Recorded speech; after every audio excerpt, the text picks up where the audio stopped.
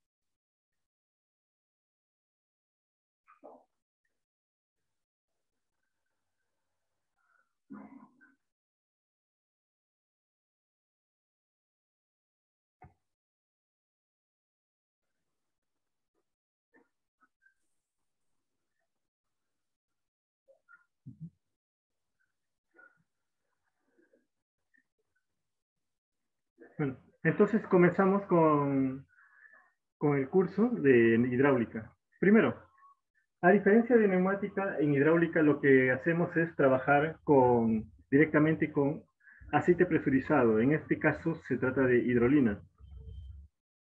La hidrolina lo hacemos comandar a través de estas válvulas hidráulicas, que como verán, con respecto a lo que era neumática, estas válvulas son más pesadas y sus conexiones son de acero generalmente. De esa manera logramos trabajar con una presión, bueno, para compararlo previamente, si en neumática trabajábamos hasta los 10 bar o 12 bar como máximo, acá en hidráulica trabajamos con una presión que puede ser desde los 10 hasta cerca de los 700 bar. Pero lógicamente, antes de que intenten hacer una modificación a lo que es la presión del equipo, para lo que es sistemas educativos, generalmente se trabajan entre 40 y 60 bar de presión. Eso es más que nada por medidas de seguridad para los estudiantes. Entonces, lo que vemos acá es una válvula hidráulica que, como ustedes podrán observar, en este caso estamos trabajando con una válvula hidráulica manual. Nosotros con esta válvula podemos comandar lo que es la dirección. Pero ¿qué es lo que lo hace diferente a neumática, aparte de lo que es la presión de trabajo? Nosotros también tenemos lo que son los accesorios.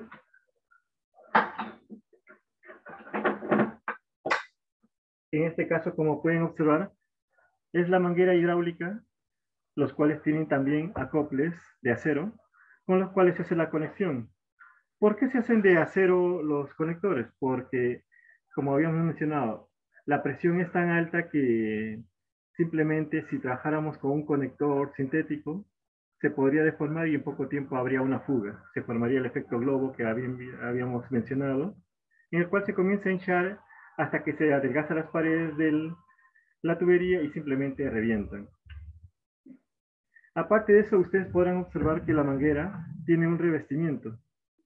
No es simplemente una manguera sintética, es una manguera de caucho con revestimientos de acero para poder así soportar, en este caso, si mencionábamos las características técnicas, puede aguantar hasta 400 bar de presión o 5800 psi.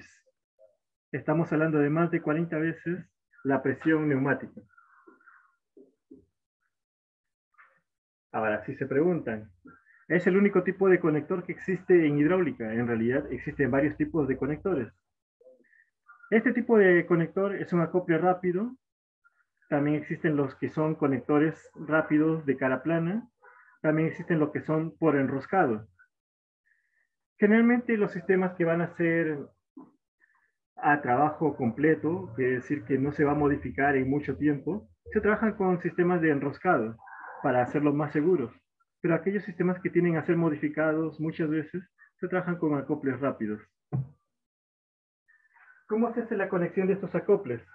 Para eso, lo que hacemos es simplemente jalamos la tapa y, como podrán observar, ahí se libera el seguro. En ese momento podemos insertar, vamos a hacer un ejemplo. Tenemos acá la válvula hidráulica. tenemos los acoples. Si tratamos de insertarlos, simplemente no se va a poder, porque el seguro siempre lo iba a impedir. Entonces, para eso jalamos y presionamos. Y en ese momento queda totalmente conectado, sin posibilidad de fugas. Para hacer la desconexión, hacemos del mismo modo. Simplemente jalamos un poco su seguro y sale fácilmente. Entonces, con eso nosotros hacemos nuestra experiencia del día. Tenemos para trabajar no solamente válvulas manuales, sino también válvulas eléctricas, como en el caso de neumática. En el caso de neumática, ustedes sabrán, habíamos visto el día de ayer, que teníamos las válvulas de piloteado neumático y las electroválvulas, que eran con control eléctrico. En el caso de hidráulica, nosotros trabajamos más con lo que son válvulas de control manual y las válvulas eléctricas, es decir, las electroválvulas. Pero a su vez también trabajamos con lo que son con reguladores de caudal. Y bueno, como ustedes se habrán dado cuenta, generalmente la seguridad es mayor en el caso de hidráulica debido a la alta presión que se trabajan. Y generalmente por la alta presión con la que se trabajan, las mangueras se tensan más y por lo tanto hace un poco más de esfuerzo. Por eso es que los ganchos de seguridad, es decir, los acoples para el panel, son un poco más resistentes.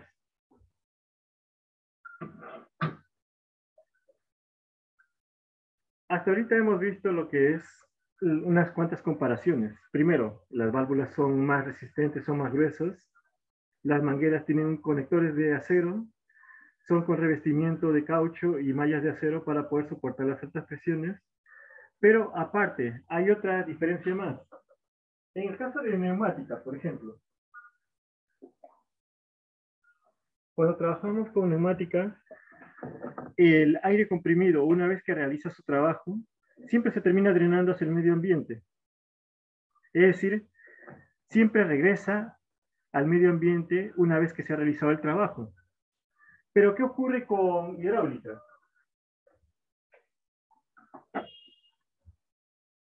En hidráulica es distinto. En hidráulica recuerden que nosotros no podemos obtener el aceite del medio ambiente, porque si tratáramos de obtenerlo del medio ambiente, simplemente saldría muy contaminado y aparte que serían pocas cantidades, ni siquiera llegaría a medio litro, con lo cual no podríamos ni trabajar ni siquiera un pequeño sistema hidráulico. Entonces, ¿qué es lo que se hace cuando es el caso de hidráulica? Ahí se trabaja con grupos de accionamiento hidráulico basados en un tanque y en una bomba hidráulica. Me gustaría mostrarles, pero está en la parte inferior. En el caso de la bomba hidráulica, tiene un almacenaje de 8 litros, el que estamos usando el día de hoy, pero de los cuales nosotros tenemos también lo que es el punto de presión, que vamos a observar dentro de un momento. Vamos a hacer un ejemplo. Acá tenemos una conexión hidráulica, un cilindro hidráulico.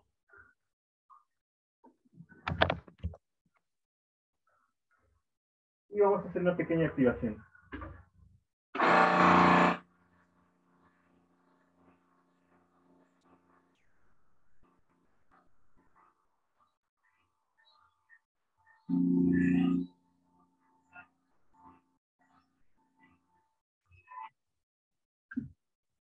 Lo que acabamos de ver es un accionamiento de un cilindro hidráulico con una presión de 40 baras. Pero, ¿cuál es la otra diferencia que hay con respecto a neumática? Que en este caso, el aceite que retorna una vez hecho el trabajo no se va hacia el medio ambiente, sino nuevamente se recicla y va hacia el tanque otra vez. Como habíamos mencionado, el aceite no se puede conseguir así tan fácilmente en cualquier lugar. Entonces, desperdiciar cada gota de aceite hace que simplemente el sistema se quede sin hidrolina y al final habrá tan poca hidrolina en el sistema, en el tanque, que simplemente el sistema hidráulico no podrá seguir funcionando. Entonces, todas las válvulas hidráulicas siempre tienen como modo y método de conexión lo que son los siguientes puntos.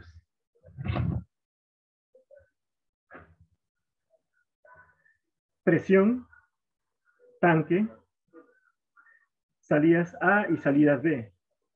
Las salidas A y B generalmente son para comandar directamente al cilindro hidráulico.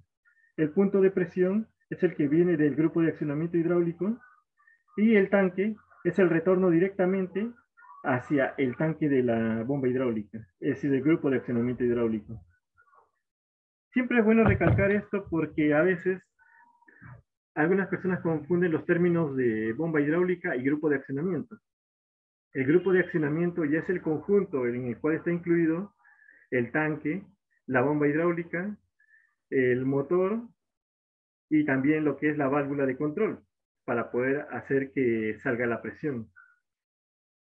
Mientras que la bomba hidráulica lo único que es un accesorio para poder generar la presión. Entonces, como en el caso de neumática, hidráulica también tiene múltiples posiciones. Por ejemplo, en el caso de esta válvula, podemos ver cuántas posiciones tiene, 1 y 2. Es decir, son de 2 posiciones. Pero ¿cuántos puntos de conexión tiene? 1, 2, 3 y 4. Por lo tanto, esta válvula viene a ser una válvula 4-2 con accionamiento manual por palanca.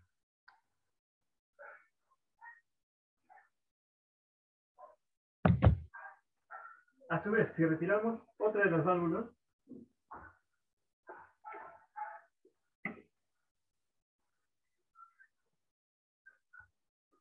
en este caso, estamos hablando de una válvula 4-3. 1, 2 y 3. 3 posiciones. Pero acá hay que ver una diferencia. Acá, por ejemplo, si accionamos hacia un lado y soltamos, simplemente regresa a la posición central. Ponemos en el otro lado, soltamos y siempre regresa a la posición central. Es porque este tipo de válvula, por ejemplo, es una válvula con retorno por muelle. Es decir, siempre se posiciona en el centro. Mientras que esta otra válvula es una válvula con retención. Donde nosotros activamos, es ahí donde se queda. Si tratamos de comparar con respecto a las válvulas de impulso, se puede decir que es algo similar, solamente que en este caso el accionamiento es permanente hasta que uno no ejerce una fuerza que le permita cambiar.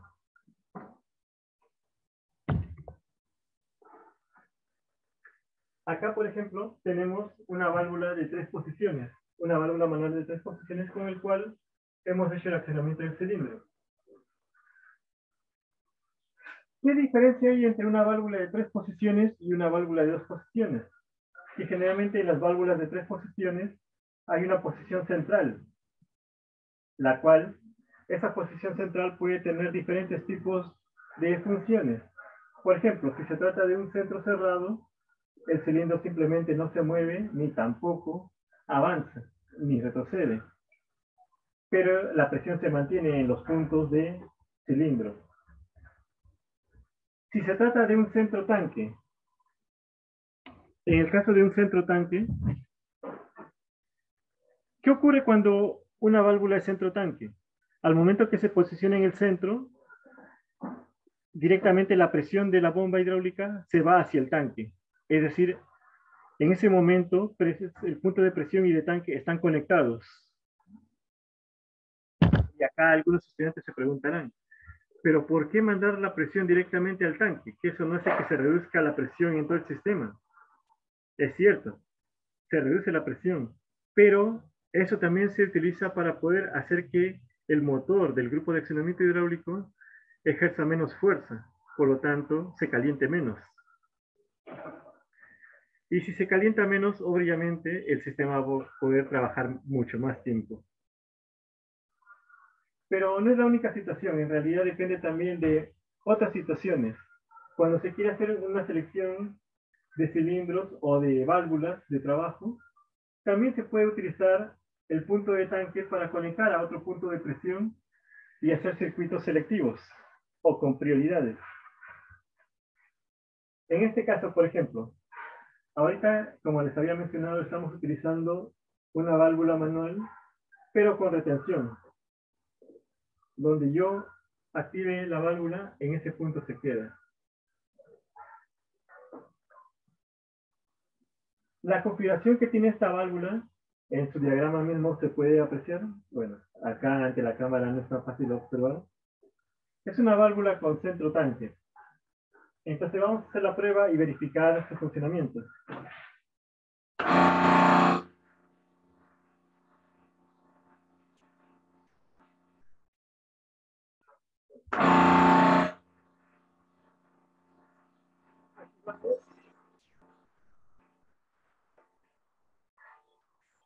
Observen que el ruido que hace es mayor porque en este momento la presión se mantiene y está trabajando al máximo esfuerzo del motor.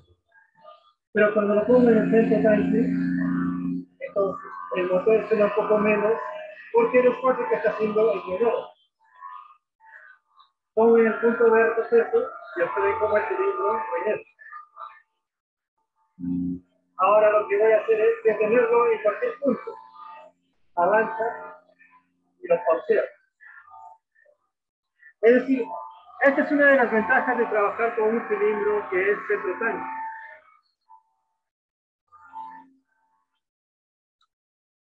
Una de las ventajas de trabajar con el cilindro de centro tanque es de que yo puedo directamente detener el cilindro en un punto específico.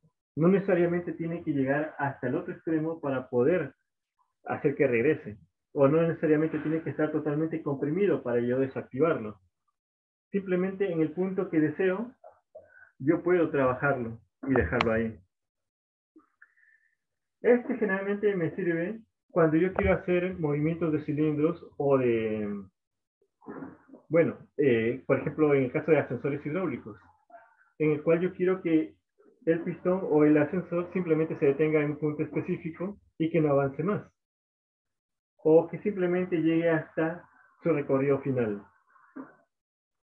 Si se preguntan cuánta es la fuerza que está ejerciendo este cilindro, si ustedes tratan de empujarlo con la mano, no van a poder comprimirlo.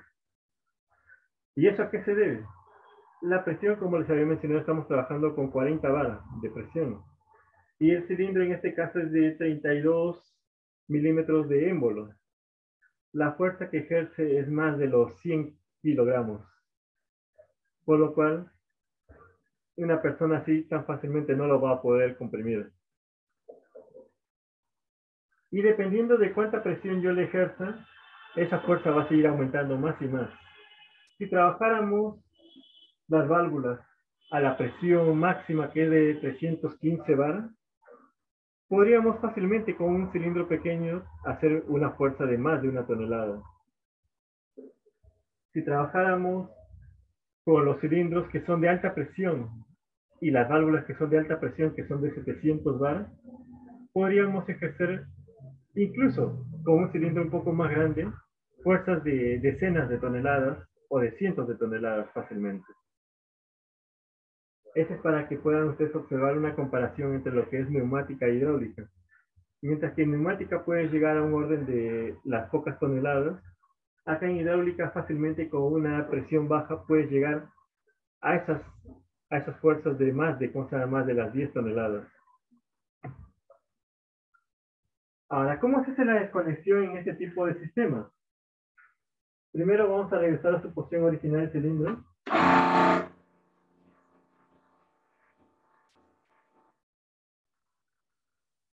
En este momento que yo he puesto en el centro y que he desactivado el grupo de accionamiento, ojo, todavía hay aceite presurizado acá en el sistema hidráulico. ¿Y eso a qué se debe? A que yo no he drenado en ningún momento el aceite. La hidrolina todavía está acá, está bloqueada totalmente. Si yo intento desconectar, simplemente no voy a poder hacerlo. ¿Por qué? Porque la presión es tan fuerte que me impide poder sacar el conector. Es como un método de seguridad en el caso de los acoples rápidos, para que así las personas no sufran ningún tipo de accidentes o lesiones. Para que nosotros podamos previamente poder desconectar el sistema, tenemos que hacer que la presión en todos los puntos, es decir, en todo el sistema, se drene completamente. Y para eso, hacemos que el grupo de accionamiento caiga su presión a cero, drenándolo directamente. es decir, activar la bomba de la válvula de drenaje, pero del mismo grupo de accionamiento. Entonces, una vez que ya hemos realizado este proceso, ya podemos hacer la desconexión de los acoples y poder trabajar simplemente con un nuevo sistema. Por ejemplo, en este caso, vamos a cambiar, para hacer solamente un experimento, a la electroválvula.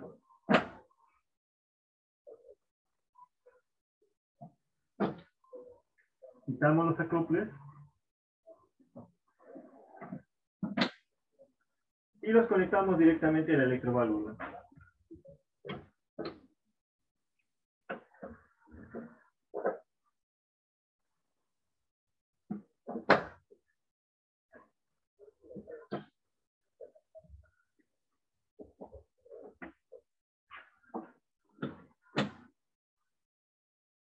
Entonces, con esto ya hemos conectado lo que son las mangueras hidráulicas directamente al punto del grupo de accionamiento y a su drenaje correspondiente y también al cilindro hidráulico. Y para poder verificar en todo momento cuánta es la presión del grupo de accionamiento, tenemos un manómetro externo en el cual nosotros lo colocamos en serie con el grupo de accionamiento. De esa manera nosotros podemos verificar la presión que estamos trabajando y al mismo tiempo monitorear la electroválvula.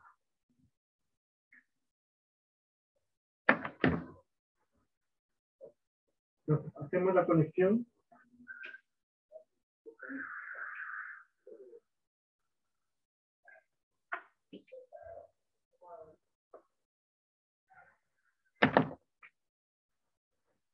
Y nuevamente verificamos.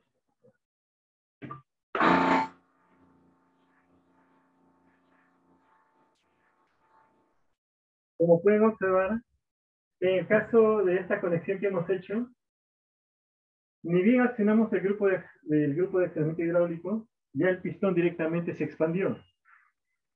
Y ocurre el mismo proceso que cuando vimos ayer en neumática. Dependiendo de las conexiones que usamos de las salidas A y B, el cilindro puede empezar directamente expandido o puede empezar directamente comprimido. Pero en el caso de hidráulica hay una diferencia más. Necesariamente A y B no me indica que sea de expansión o de compresión. Se pueden intercambiar incluso. Es decir, en el caso de las válvulas hidráulicas, la primera posición podría empezar para que el cilindro se expanda, pero también podría empezar con la posición para que el cilindro inicialmente se comprima. Por eso, en el caso de hidráulica, hay distintas configuraciones en las posiciones y generalmente uno tiene que tener en cuenta eso al momento de armar un circuito hidráulico. Entonces, acá como ven, hemos hecho que el cilindro inicialmente se expanda debido a la configuración de la válvula monestable. Activamos nuevamente el grupo de accionamiento.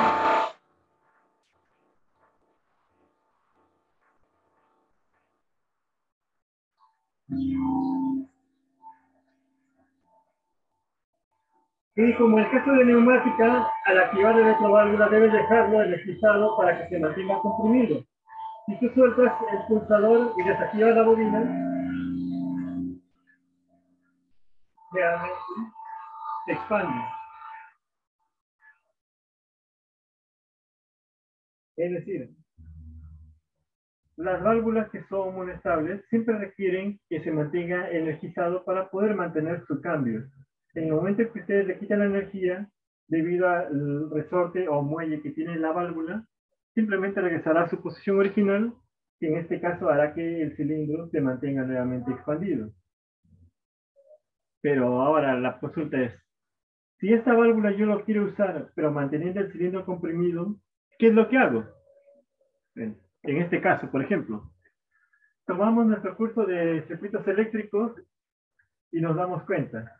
Si estamos usando un pulsador normalmente abierto, entonces alternamos a un pulsador normalmente cerrado.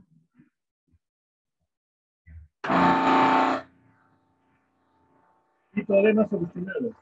Activamos, en este caso desactivamos, y vemos que no tenemos expande, soltamos,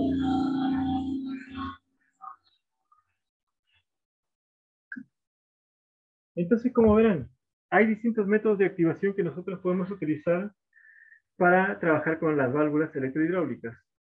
Pero en el caso de las válvulas de tipo manual, la configuración ya tiene que estar preestablecido para el tipo de cilindro que debemos manejar y por lo tanto cómo utilizar las salidas A y B.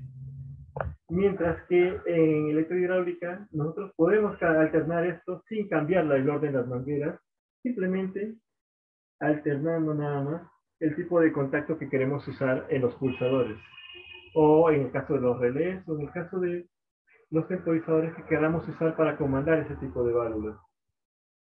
Entonces, como verán, a pesar de que el punto A y B me permiten que el cilindro esté inicialmente expandido, al yo utilizar un contacto normalmente cerrado, he logrado que el cilindro con esta misma válvula permanezca totalmente comprimido al inicio.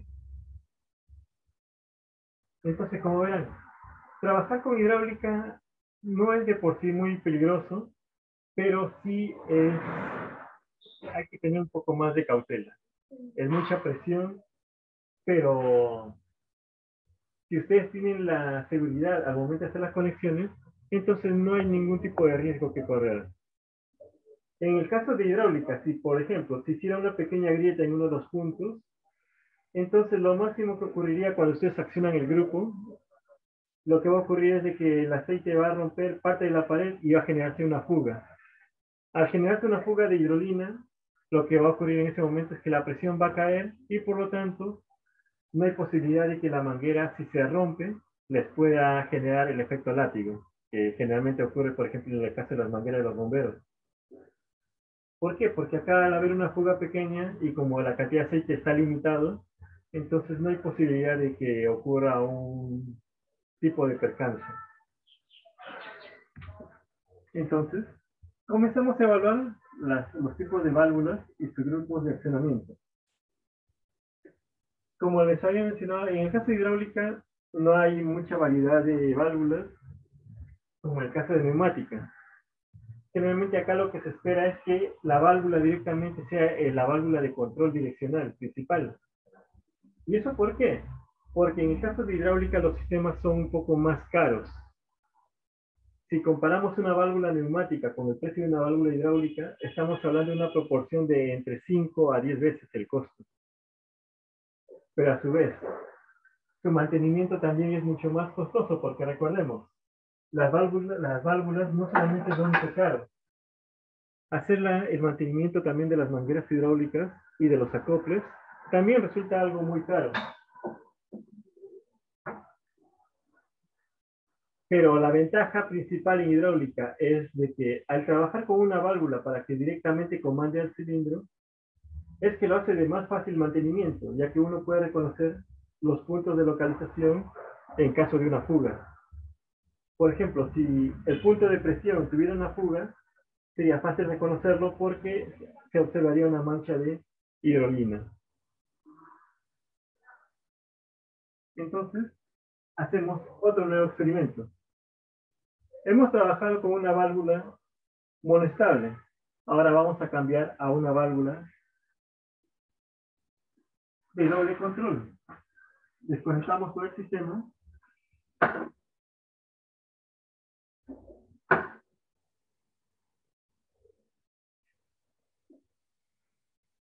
Siempre al momento de quitar las mangueras, va a haber una pequeña cantidad de aceite que sobresale.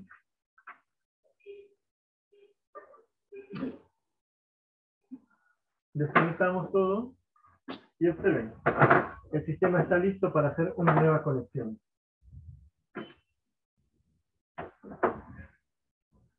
No tomó mucho tiempo desconectar la válvula.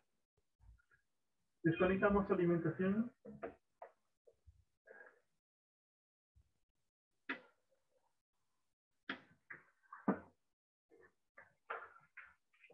Y ahora cambiamos al segundo tipo de válvula.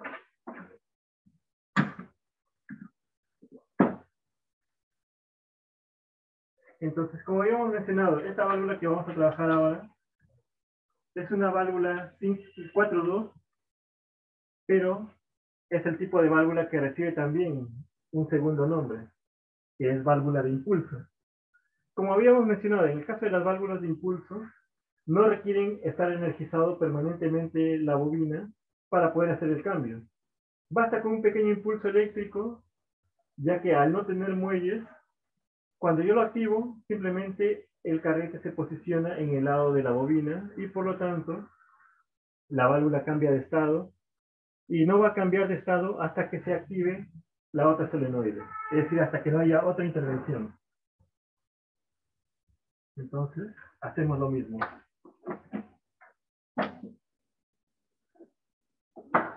Presión, tanque,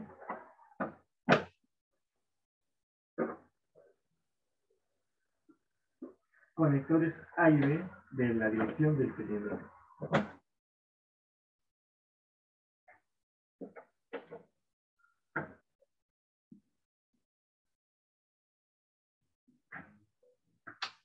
Listo.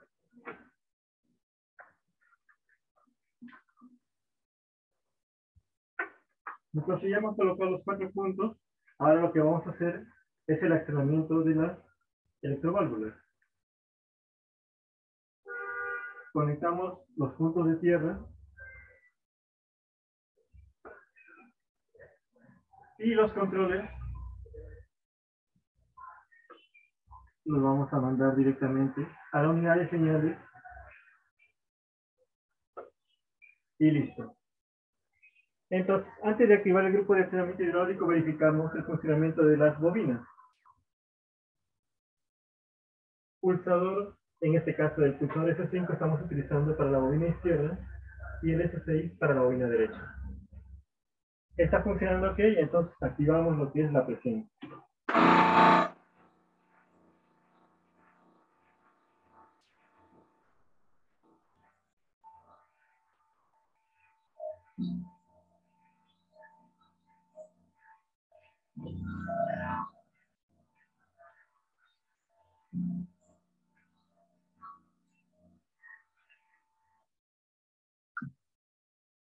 Como habíamos mencionado, las válvulas de impulso no requieren estar permanentemente activas. Basta un pequeño impulso y ya se posiciona en esa dirección. Y por más que la presión se vaya en el sistema hidráulico, al momento que se restablezca, la válvula va a seguir en la misma posición y va a ejercer la misma influencia sobre el cilindro. En este caso, el cilindro lo hemos dejado en la posición expandida, hemos quitado la presión. Si yo vuelvo a activar la presión, simplemente se mantiene ahí hasta que ya el impulso para que se pueda volver a comprimir. Estas válvulas, si bien al ser de impulso permiten un buen ahorro de energía, lo lamentable es de que este tipo de válvulas también, como se llama en automatización, nos resulta un poco más de dolor de cabeza, no porque sea difícil de trabajarlo, sino porque consume más recursos de un PLC. ¿Y por qué hablamos de recursos en un PLC? Generalmente los PLCs estamos limitados por la cantidad de salidas que tenemos. Mientras más salidas tiene un PLC, más costoso viene a ser el PLC. Entonces, tratamos de aprovechar al máximo la cantidad de salidas que tenemos para poder controlar la mayor cantidad de válvulas posibles o de eventos posibles. Entonces, si nosotros usáramos una válvula de impulso para ser controlada por un PLC, observen que tendríamos que utilizar 2 salidas para controlarlo. Mientras que si trabajáramos con una válvula del tipo monestable, sería mucho más fácil porque estaríamos utilizando solamente una salida del PLC. Con lo cual, dependiendo de la cantidad de salidas, podríamos trabajar con más cilindros incluso. Pero a su vez, así como existen también las válvulas de impulso, también tenemos lo que son las válvulas de 3 posiciones. Para eso nuevamente hacemos el sistema, vamos a hacer la desconexión de esta electroválvula, pero ojo, como habíamos mencionado desde un inicio, antes de que ustedes retiren las mangueras, siempre deben verificar que el grupo de accionamiento está totalmente drenado, porque si hubiera presión, simplemente la presión va a impedir que los conectores puedan salir.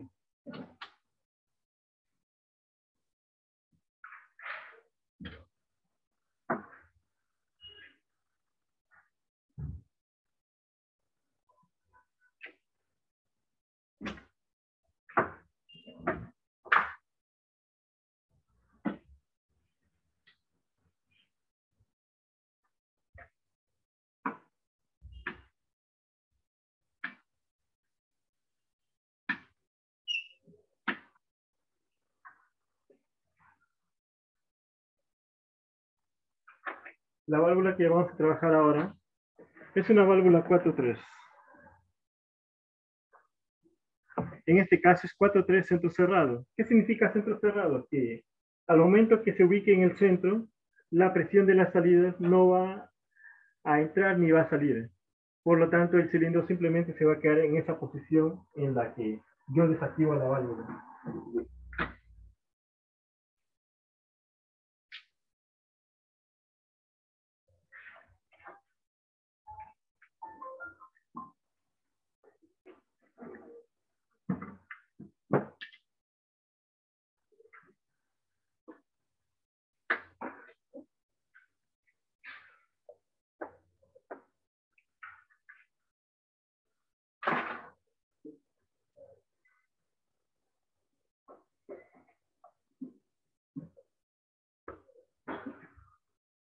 Verificamos. Y ahora hacemos las conexiones de las mangueras nuevamente, siempre asegurándonos de jalar el conector para poder quitar el seguro y poder insertarlo.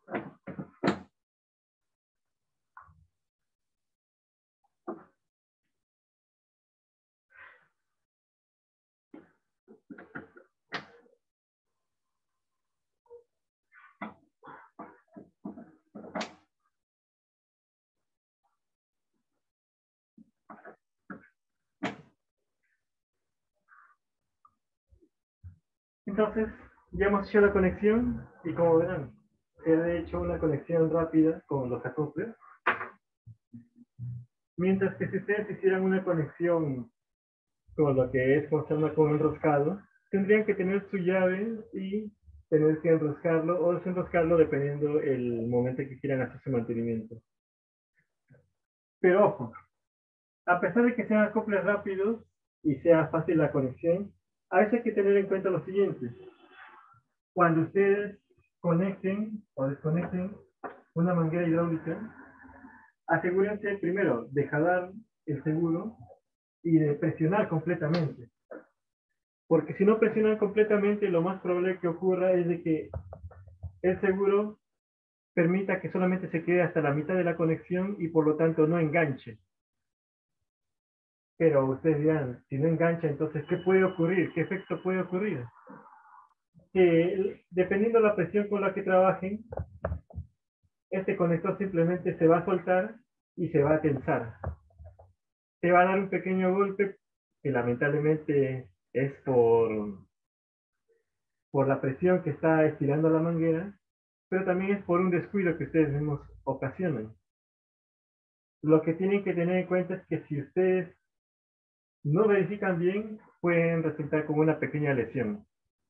Por eso siempre asegúrense de que una vez que hayan puesto el seguro, esté bien insertado en las mangueras.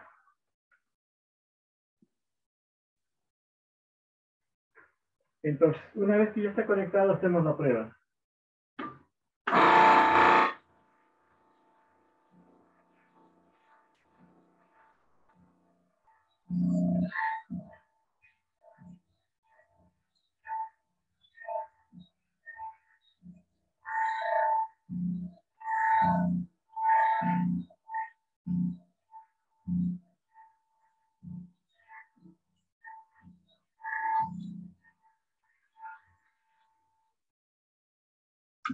Como pudieron observar, al trabajar con una válvula de 3 posiciones, me permite hacer que el cilindro tenga distintos tipos de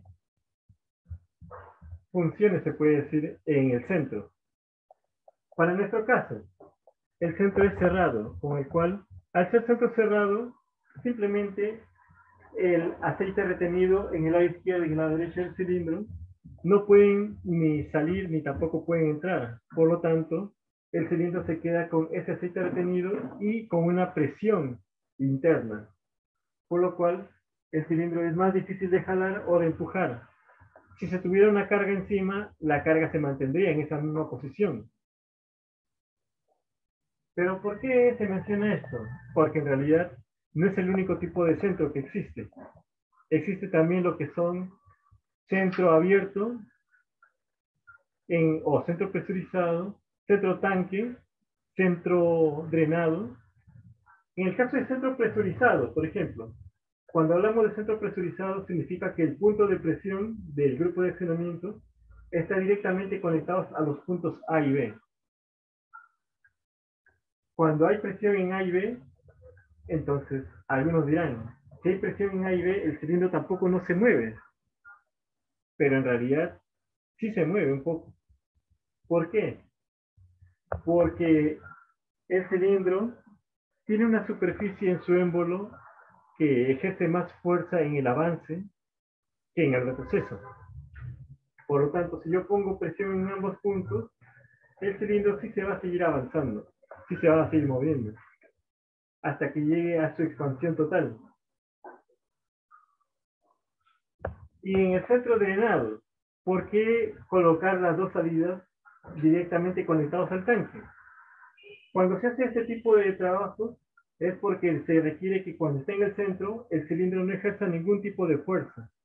Por lo tanto, el cilindro fácilmente puede ser deslizado en caso de emergencia.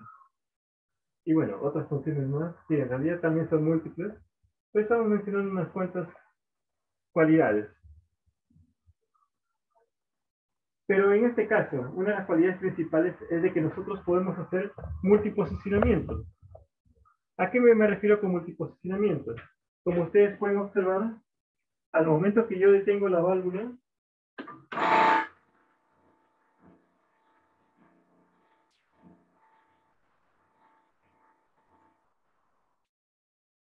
no necesariamente tiene que llegar hasta el otro extremo para detenerse. Simplemente yo lo puedo detener en cualquier punto del avance o en cualquier punto del retroceso. Y de esa manera puedo hacer multiposicionamiento utilizando la válvula de centro cerrado o de centro tanque. Y como verán, trabajar con este tipo de válvulas también es ventajoso, solamente se requieren un par de pulsadores para poder activar o desactivar las bobinas que queremos, pero a su vez, en el caso de estas válvulas, como tienen una función diferente a las monestables, como podrán ustedes observar, este tipo de válvulas, si lo quieres utilizar en un PLC, obligadamente vas a tener que consumir las dos salidas de control de un PLC. No es como en el caso de la válvula de impulso, que en realidad la válvula de impulso sí puede ser reemplazada tranquilamente por una válvula monestable si lo quieres trabajar con un PLC.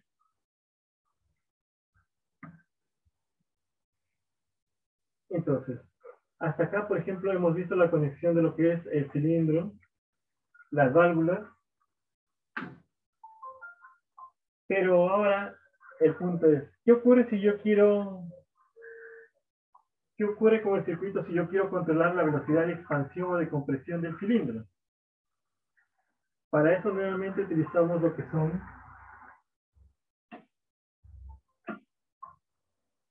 los reguladores o estranguladores de caudal, o reguladores de flujo también.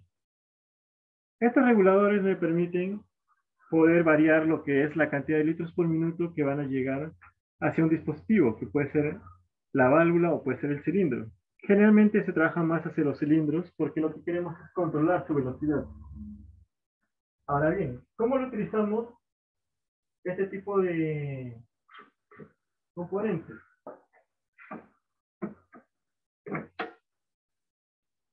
Lo que hacemos es, queremos ver cuál de las dos queremos controlar. ¿Queremos controlar lo que es el avance o queremos controlar el proceso?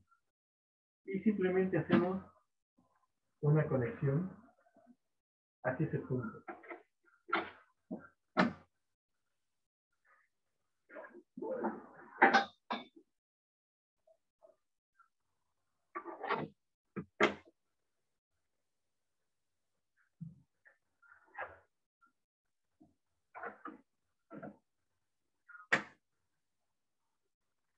Entonces ahora estamos haciendo pasar a través de un regulador de caudal una de las salidas.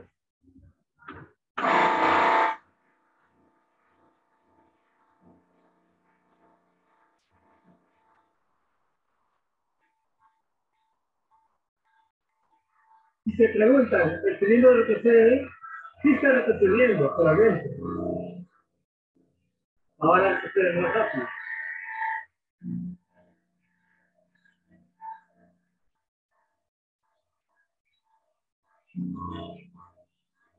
Ahora mucho más lento.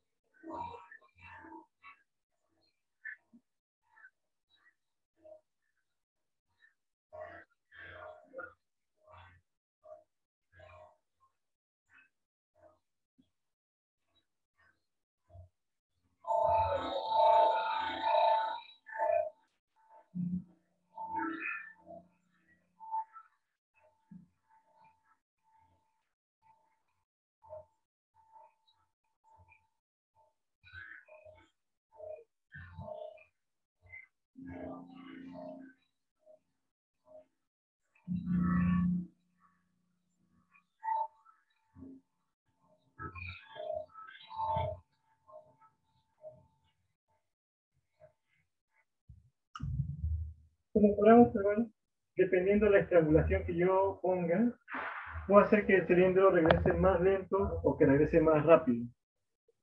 Pero no puedo hacer en sí que regrese mucho más rápido de lo que el caudal del grupo de accionamiento me permite.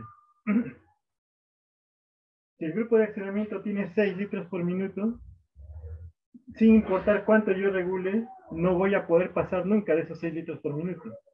Pero sí puedo hacer que disminuya hasta incluso 0 litros por minuto. Entonces, como verán, en el caso de los reguladores de caudal o de flujo, siempre colocar las salidas de la válvula en serie con el estrangulador y de la salida del estrangulador directamente hacia el cilindro, según el punto que ustedes desean estrangular o que desean regular su velocidad. ¿Hasta acá tienen alguna consulta que quieran hacer? Recuerden, estamos para responder todas sus preguntas y pueden hacer sus preguntas en cualquier momento.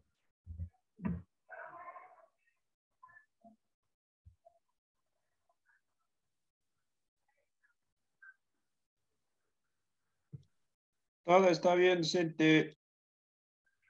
Sí, díganme.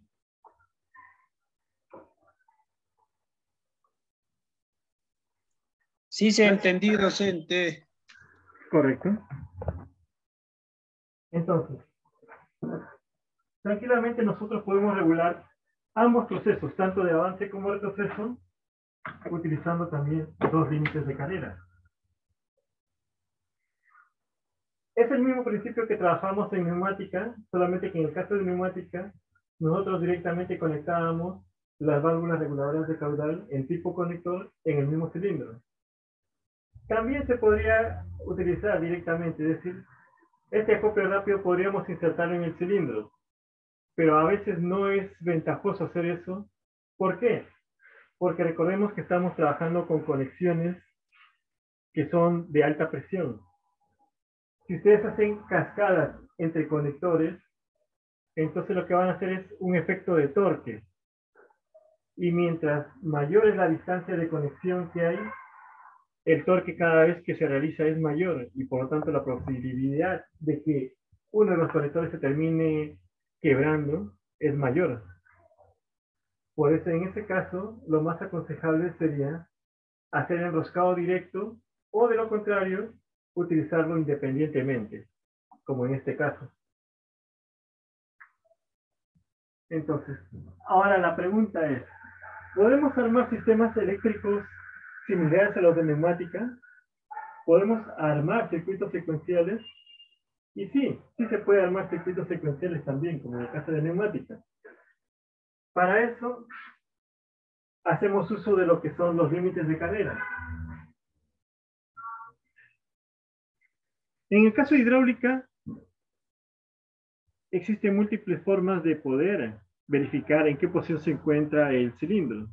Uno de ellos es trabajar con finales de carrera externos o límites de carrera, con lo cual nosotros podemos directamente mandar una señal cuando el cilindro se ha expandido totalmente,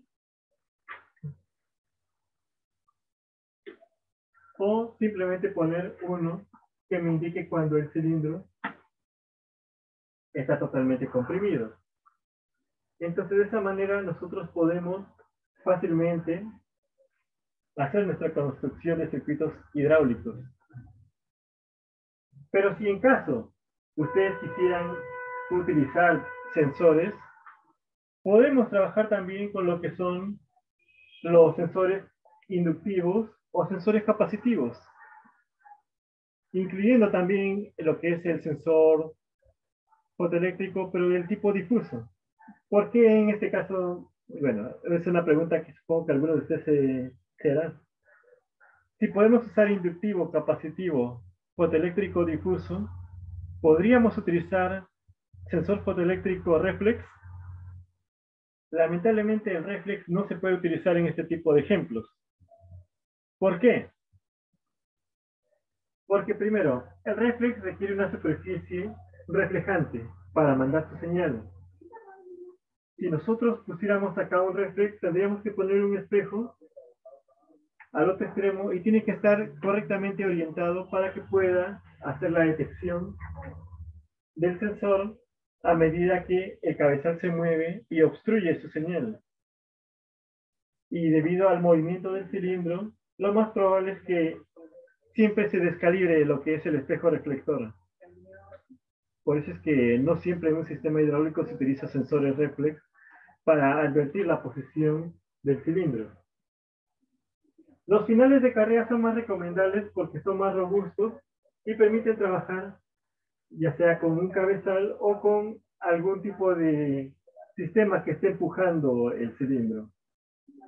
El sensor inductivo también es otra ventaja porque tranquilamente nosotros podemos colocar en la posición de inicio y cuando esté detectando sabemos que está totalmente comprimido y a medida que avanza, cuando llega al otro extremo y se activa, sabemos que si los dos están activos, el cilindro está totalmente expandido. Pero en el caso de finales de carrera, ¿cuál es la ventaja o desventaja? En el caso de final de carrera va a depender de la forma que tenga el cabezal que nosotros usemos como detección. En este caso nosotros le hemos hecho un cabezal cilíndrico tipo trapecio, porque de esa manera, a medida que se aleja el cabezal, vamos a hacer una demostración.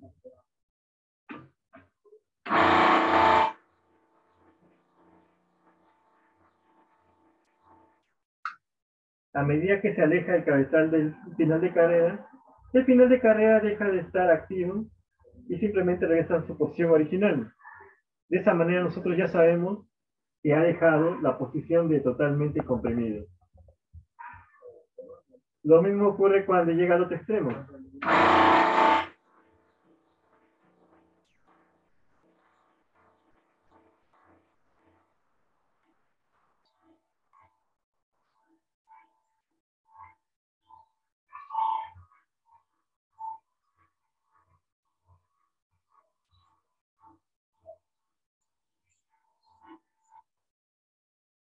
Entonces, ubicamos los finales de carrera tanto en la posición totalmente comprimido como totalmente expandido y de esa manera nosotros obtenemos una señal cuando el cilindro ya se ha compactado totalmente o cuando se ha expandido totalmente. Y son estas señales eléctricas las que vamos a utilizar para poder hacer que la válvula se active o se desactive, dependiendo qué tipo de procesos podemos o querramos armar nosotros. En este caso, lo que hacemos nosotros generalmente es como en el caso de neumática. Tenemos que imponer condiciones a nuestro sistema.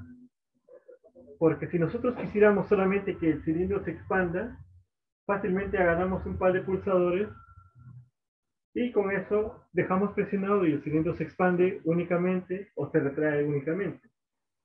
Pero ¿qué ocurre si nosotros queremos que solamente cuando el cilindro esté totalmente comprimido se expanda? ¿O qué ocurre si nosotros queremos que solamente cuando esté totalmente expandido se contraiga?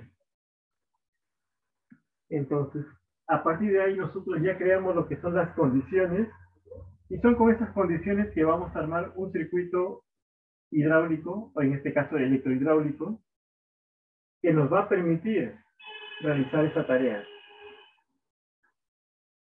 Entonces, construyendo nuestro circuito, vamos a hacer nuevamente una reconstrucción.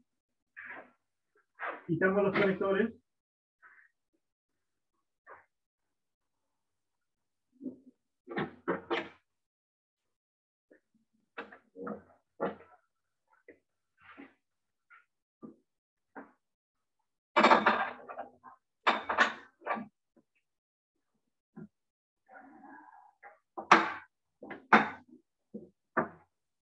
Vamos a hacer una nueva construcción.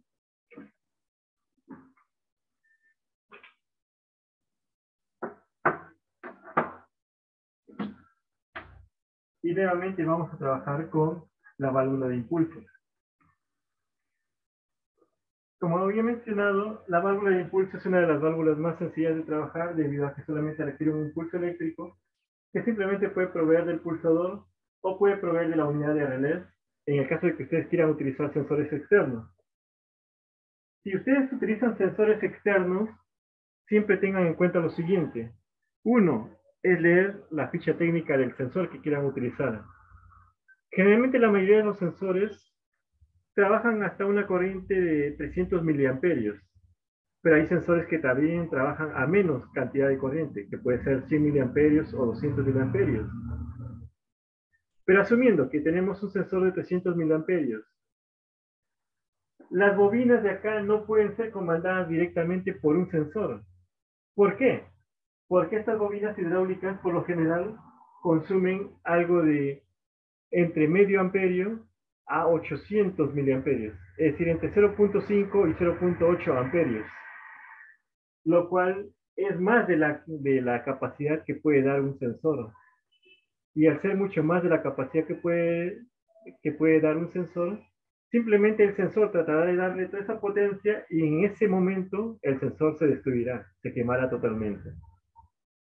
Por eso, si ustedes quieren utilizar sensores para trabajar con hidráulica, lo más recomendable siempre es de que utilicen a un intermediario. ¿Cuál es el intermediario en el caso de los sensores para hidráulica? Los intermediarios vienen a ser los mini relés. Un mini relé, que puede ser las series LY, MY o MK, en el caso de los relés encapsulados, tienen un consumo de entre 100 a 200 miliamperios aproximadamente, lo cual les va a permitir tener un plus de trabajo con el sensor y va a evitar que ese sensor se pueda destruir. Entonces, nuevamente recalcando, cualquier sensor de proximidad que ustedes quieran utilizar con hidráulica, siempre háganlo a través de un intermediario que van a ser los mini relés. Al hacer esto, ustedes obtienen una ventaja más. El sensor generalmente tiene un contacto abierto o un contacto cerrado, o dos contactos abiertos o dos contactos cerrados, o simplemente un contacto abierto o un contacto cerrado. Pero son de poca corriente. Ustedes al trabajar con el mini relé, es decir, el sensor activa la bobina del mini relé y ustedes van a obtener, dependiendo del tipo de mini relé que utilicen, un contacto con contacto abierto, cerrado y común, o dos contactos o tres contactos que tienen la misma ventaja. Entonces, con esto pueden trabajar a más bobinas o trabajar otros tipos de accionamiento aparte de la bobina hidráulica. Entonces, vamos a hacer acá un pequeño ejercicio. Vamos a verificar primero que el final de carrera está trabajando correctamente.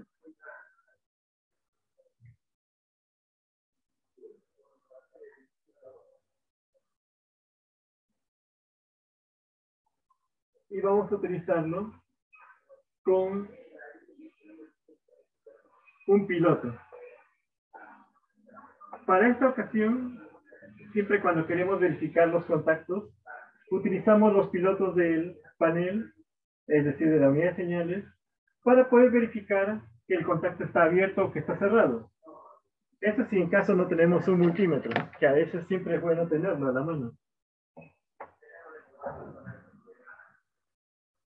Entonces vamos ahorita a identificar cuál es el contacto abierto y cuál es el contacto cerrado.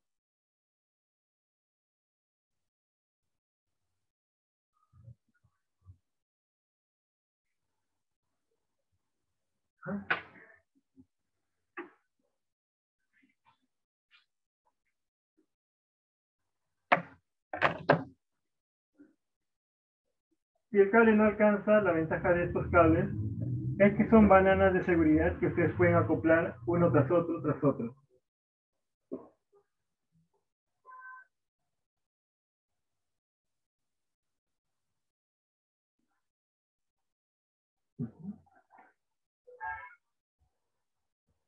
Correcto.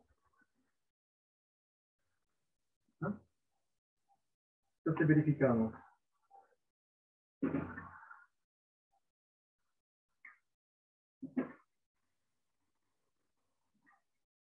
¿Por qué hemos hecho esta prueba?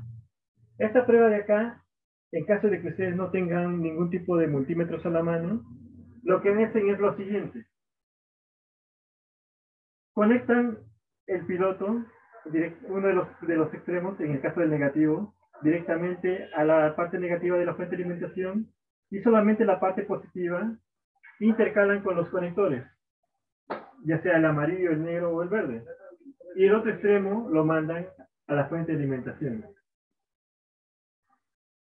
Si, por ejemplo, en este caso estamos considerando el color negro como común. Por lo tanto, si el amarillo es normalmente abierto, cuando no está presionado se va a quedar apagado. Pero cuando yo lo presiono o lo acciono, se prende. Por ende, en el caso del verde, debería ser normalmente cerrado y debería prenderse cuando no está accionado. Y cuando yo acciono, simplemente se apaga. Entonces, con esto estamos identificando cuáles son los terminales del final de carrera. Amarillo, normalmente abierto, color negro, el común, y el verde, el normalmente cerrado. Entonces, a partir de ahora comenzamos nosotros a armar nuestro pequeño circuito electrohidráulico. Entonces, vamos a recordar lo que nuestro profesor nos enseñó en circuitos eléctricos, cuando queremos hacer un arranque de un contactor. Primero que nada, cada vez que ustedes quieran construir un circuito hidráulico, siempre recuerden, tienen que pasar la energía a través de un pulsador de retención, un pulsador de emergencia.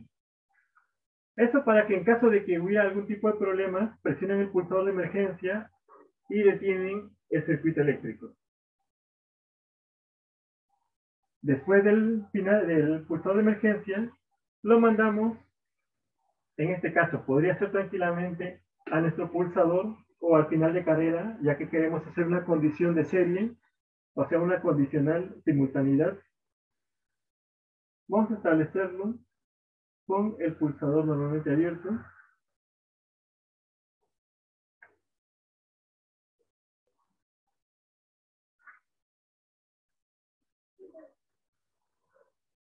Común, y acá lo mandamos a la bobina. Entonces, ¿qué es lo que estamos haciendo ahorita? Estamos creando una condición de simultaneidad. El final de carrera está en el contacto abierto, directamente conectado hacia la bobina de la electroválvula. Si yo, en este momento que está activo, la corriente permite el paso, pero solamente si yo presiono el pulsador de inicio.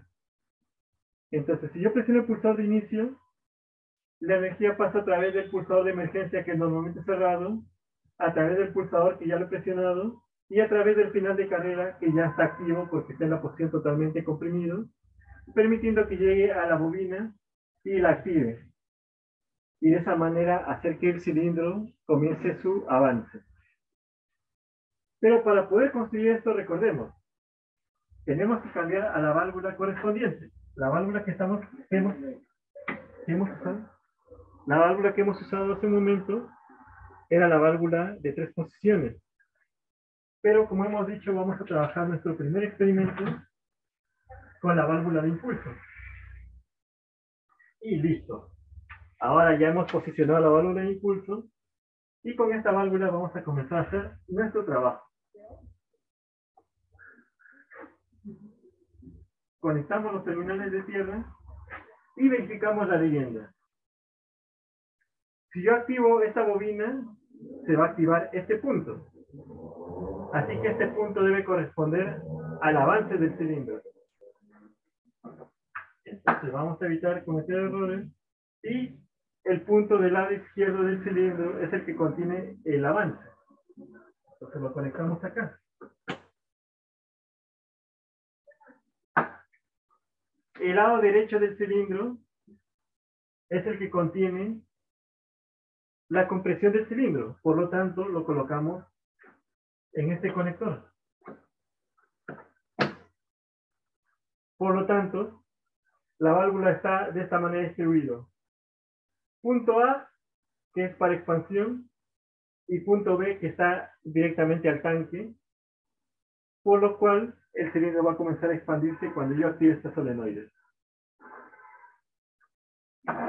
Y conectando los demás puntos, que viene a ser el punto de presión y el punto de tanque.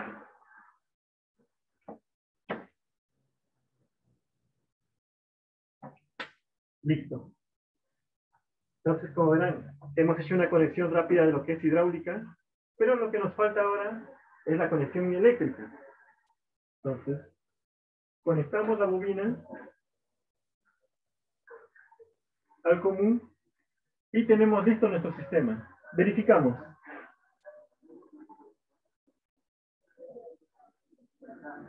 Presionamos el pulsador y se activa la solenoide, lo cual indica que efectivamente el cilindro está en la posición totalmente comprimido. Pero antes de hacer la última conexión, vamos a verificar primero hasta acá cómo está funcionando el sistema.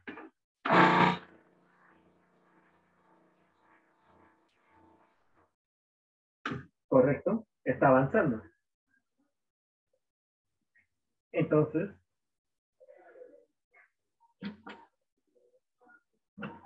las conexiones están al revés y con esto nuevamente corregimos.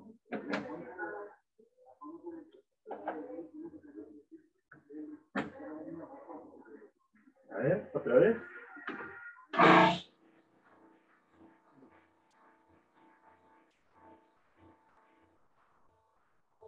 Correcto.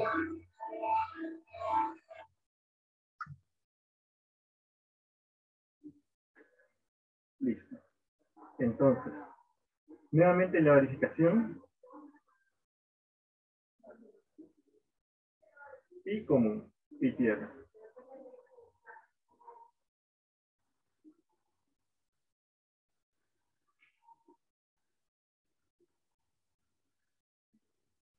¿Correcto? Entonces, ahora sí, hacemos la última conexión.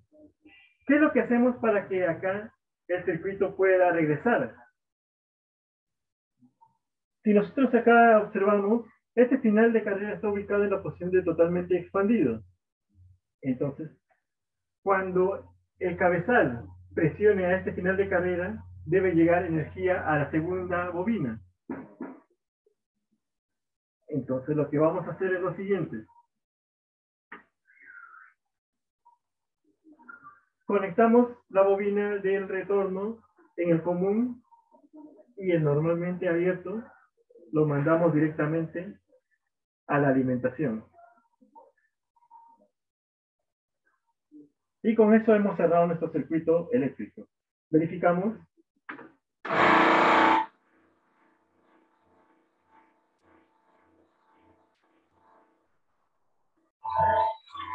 Ahí está bien. Entonces, verificamos nuevamente en el orden que habíamos mencionado.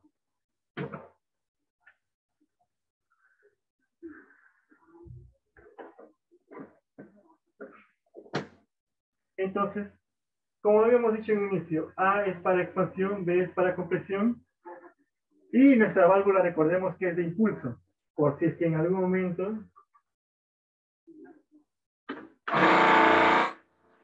el sistema está listo para trabajar. Presionamos, y cuando llega al extremo, subimos,